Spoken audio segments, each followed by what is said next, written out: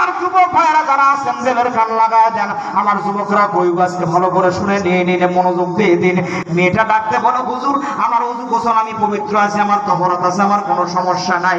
হুজুর ডাকতে বলো, গো ভাই এমন তহরাত নয়, এই কোরআন যদি তুমি তোমার সিনার মধ্যে, ফাতেমা ভালো করে শুনেন তো ভাইরা আমার, এই ঘটনাটা পাবেন আল খাতাব একটা পত্রিকা, যেটা পাল্টিং হয়ে দুবাই থেকে মধ্যপ্রাচ্য থেকে আমাদের বাংলাদেশে আসতো।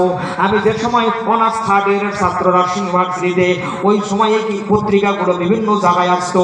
এই সূরাতুশ শুরার 52 এবং 53 নম্বর আয়াতের ব্যাখ্যায় কিন্তু ঘটনাটা নিয়ে এসেছে। দলিল কিন্তু পরিষ্কার দিলাম, না বুঝলে আমার বেশি করে শুনবেন, তাহলে মনে হয়ে যাবে।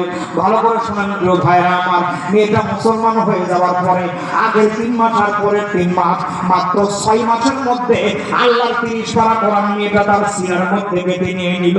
কোরআনের হাফেজা হয়ে গেল। জোরে কান্না কানো মারহাবা।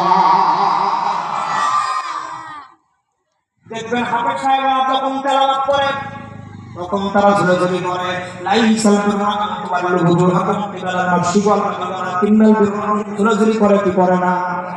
কথা হয় না কেন? করে কি করে না? পিছন থেকে যা দুইজন চাপে ধরবেন, দেখবেন তাও ঝুলাঝুলি করবে। ওয়া ইন্না জামাআহু ওয়া কুরআনা, বলেন বলেন, তাফসীর দেখেন বলুন আল্লাহু আকবার। রাসূলকে যখন সাথ দেওয়া হলো, রাসূলের মুখস্থ থাকে না,